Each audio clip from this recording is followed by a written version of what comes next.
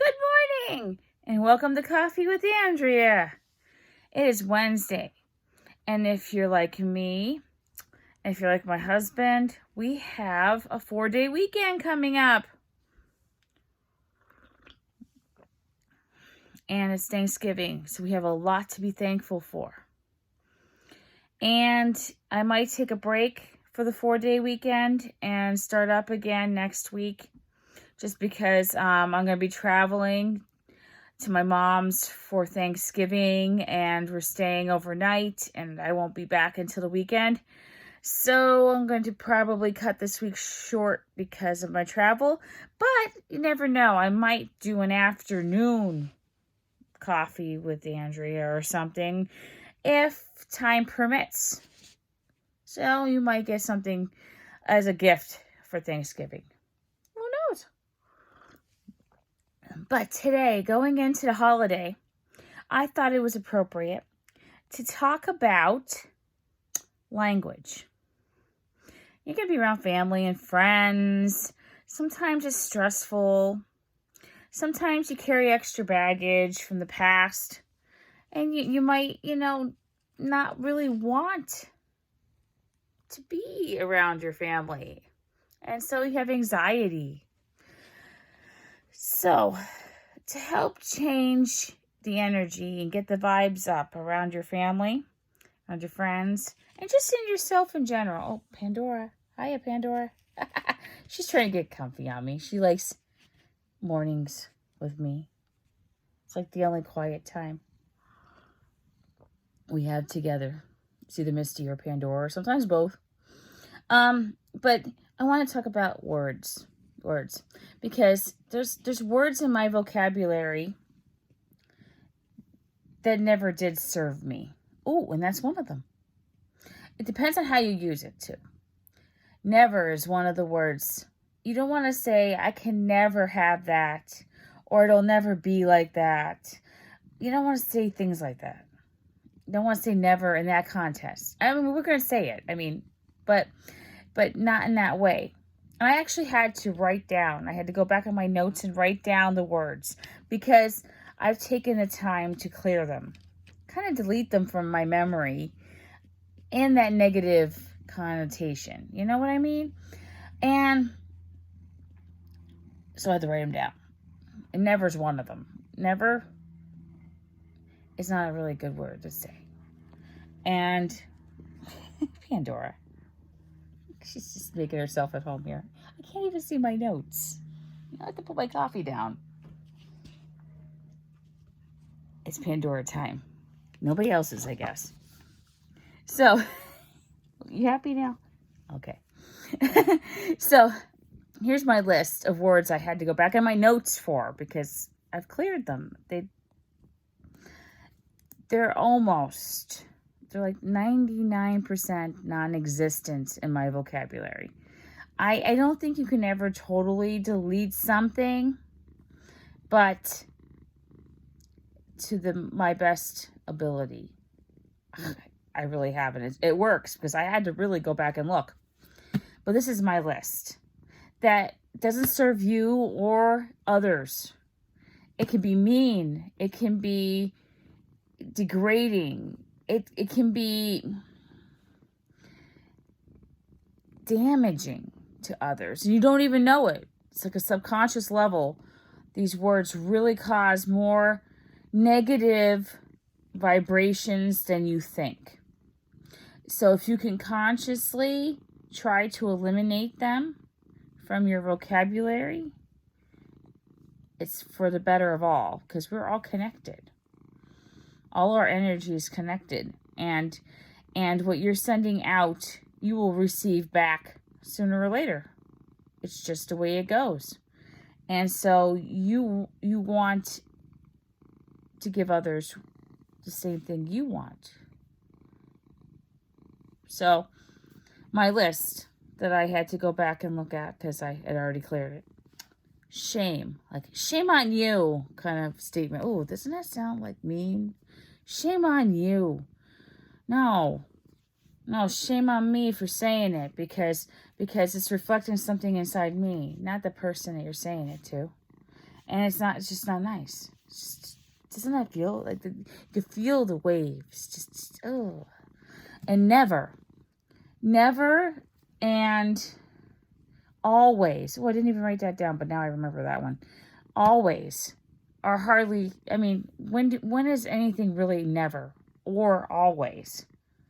You know, I'm always broke. No, you're not always broke, because you wouldn't have a house, and you wouldn't have a car, and you wouldn't have clothes on your back, and you wouldn't have food in your belly if you were always broke, always poor, always miserable, always whatever, you know? It's all in perspective. And, you know, and it's like, nothing is ever, never, because I'm never going to get that dream house. I'm never going to get that dream job. I'm never going to go to the beach. I'm never going to do this. I'm never going to do that. If you put your mind to it, you save your money, you do things in a positive manner, positive things happen. You can do it. Anybody can do it. So, you know, it's like shame, never, broke, poor, should. Should's not a good word either. Hate. I've always, even before I really started this journey, never really liked the word hate. Even my Roman Catholic background, hate was never a word we like to use. I mean, you really shouldn't. I mean, you might dislike something, but you know, it's like, I hate tuna fish in a can. No, I just dislike it. Not my favorite thing on earth, but it's not something that you don't hate it. You don't hate that it snows. You don't hate anybody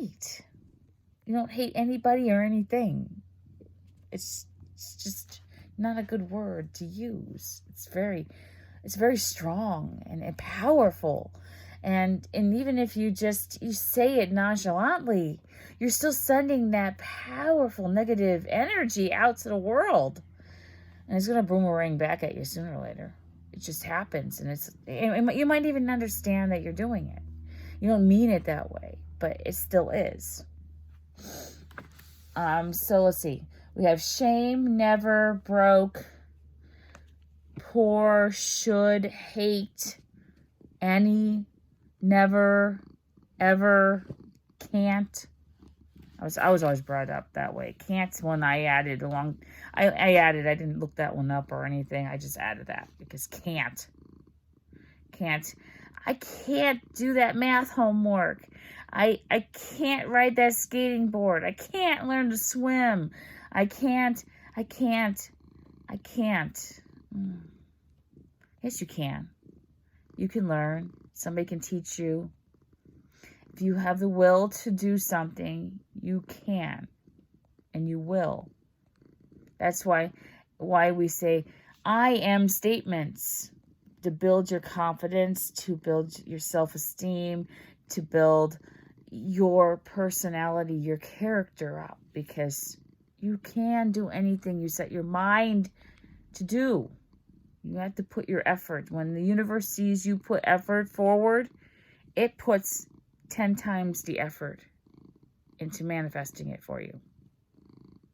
Because you're one with the universe. So it can't live without you, and you can't live without it. So you have to keep the cycle going. But if you're not putting your part, if you're not playing your part, you're not putting your energy into it, it won't continue, because the universe is going to think you want something negative and give you more negative. So you need to use positive words in your vocabulary, even when you're dealing with people you don't like. Or I mean, it's a family. I don't think it means that you don't like your family. It's just that if you have something negative in your history, that trauma, that thing that keeps reoccurring in your head when you think of somebody, or if every holiday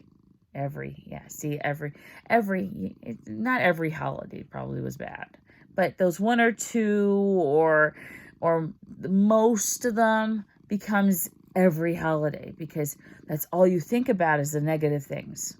But we have to appreciate the people in our life, even if it's hard to think of something nice to say.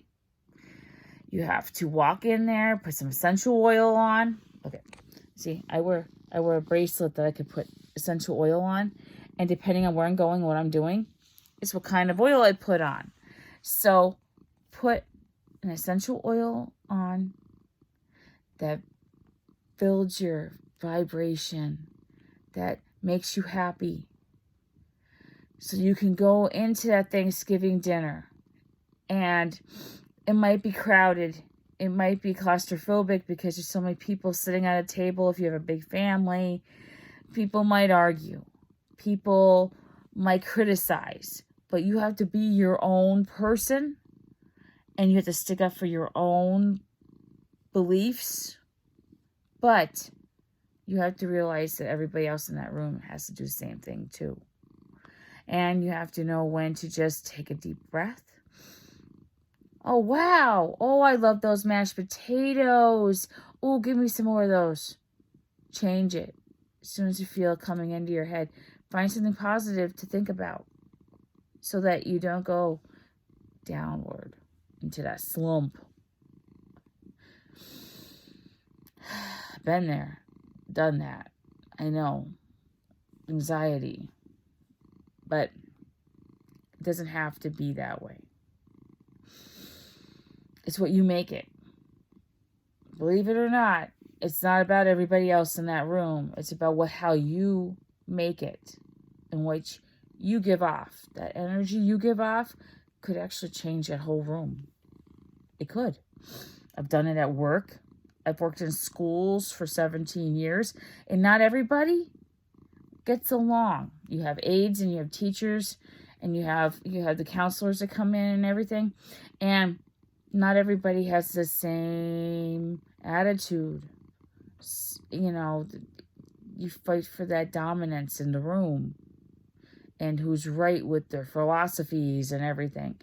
But if you can find common ground, and you can just observe somebody and say, you know what, if I was walking in their shoes and I hear they had trouble with their kids at home, or they're getting a divorce, or they're sick, or whatever, if you can observe people in that manner and understand where they're coming from and why maybe they have a negative vibe about them, it has nothing to do with you. Everybody has problems.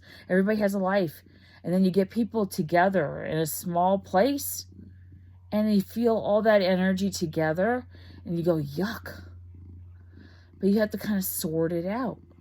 And you have to walk in other people's shoes once in a while to make sure that you understand what's going on in that room. It's not all about you. Everybody has the problem. So you have to concentrate on how you can handle that. And you can make a difference. Take a deep breath. Wear your oils. Walk in other people's shoes before you judge. Judgment should not enter that room. Because if you walk in other people's shoes, you'll understand where they're coming from. So much better. And sometimes it just takes that first 5 minutes. You sit down at that table and you look around and you just feel them out. Like, okay, you know what? I understand this now.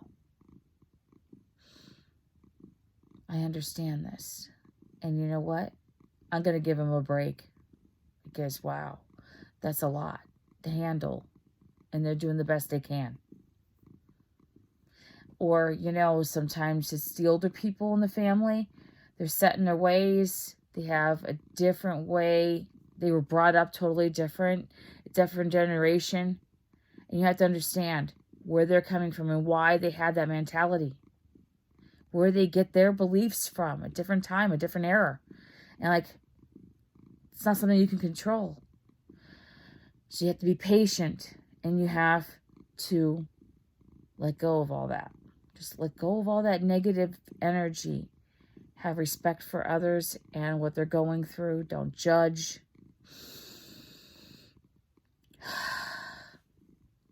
And remember to be yourself. Center. Maybe meditate before you even get there. In the car, when you pull into the driveway, you start feeling that energy, kind of like an anxiety buildup. Take a whiff of your essential oil. I do that all the time. Suck it up. Whatever works, right? And just be. Don't judge. Don't take that baggage with you. Don't feed into it. Be patient. Be kind to yourself and others.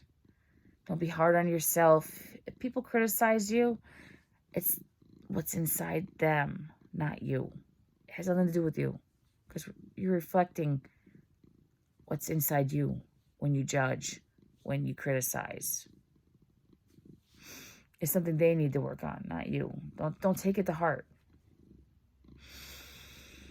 And just be thankful that you have a family to go to and you're not eating alone, or you're not in a shelter eating a free meal because you have nowhere else to go.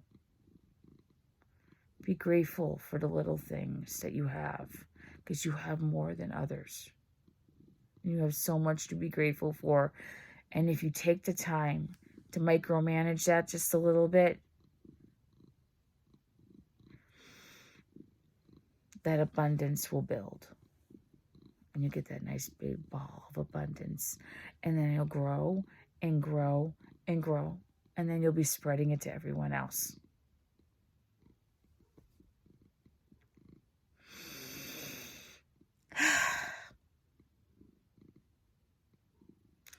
Happy Thanksgiving. You might see me again before Monday, but just in case. Have a great weekend. Remember to be positive, not to judge, and to use positive words. It makes a big difference. Keep that vibration high. Love and light. Have a good week.